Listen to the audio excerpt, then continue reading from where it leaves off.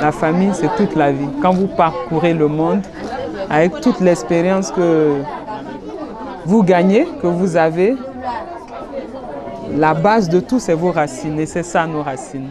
Il faut la perfectionner, pouvoir aider les femmes à subvenir à leurs besoins.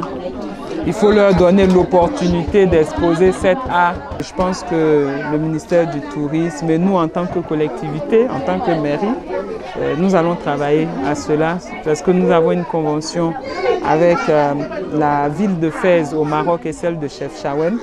Et cette année, nous allons partir avec une de nos potières pour exposer et aussi pour fabriquer. Comme ça, il pourra avoir des échanges d'expériences entre elles et des potières d'ailleurs au monde. Et je pense que c'est cet échange d'expériences-là qui est la richesse première. Ça permet de se perfectionner.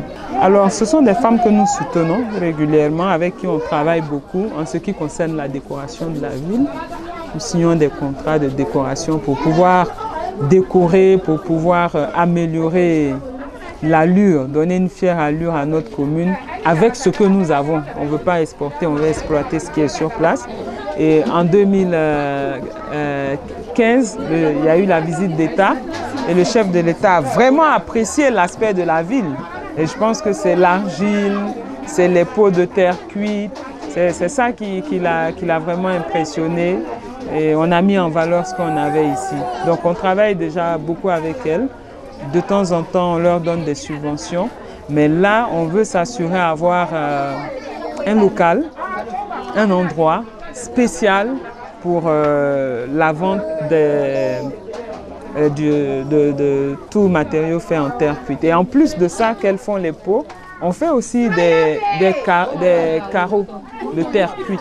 Et ça, c'est le travail des hommes qui font la terre cuite. Donc, nous voulons créer ce petit centre-là. On n'a pas le financement, on est en train de réfléchir comme un petit centre artisanal parce que ici, dans la commune, c'est la poterie. Le tissage du tissu est un peu plus loin dans d'autres contrées, en sous-préfecture, mais pour les pots de terre, ça se trouve dans la commune et on veut réellement valoriser ça. Je suis venu vers les potières aujourd'hui parce qu'elles sont un exemple. Elles sont un exemple vraiment édifiant de femmes battantes, de femmes travailleuses et de femmes autonomes. Vous voyez ça, souvent même à Dabakala, à Abidjan, à Bassam, ils sont en manque. On vient les chercher jusqu'ici. Et ces femmes-là scolarisent leurs enfants.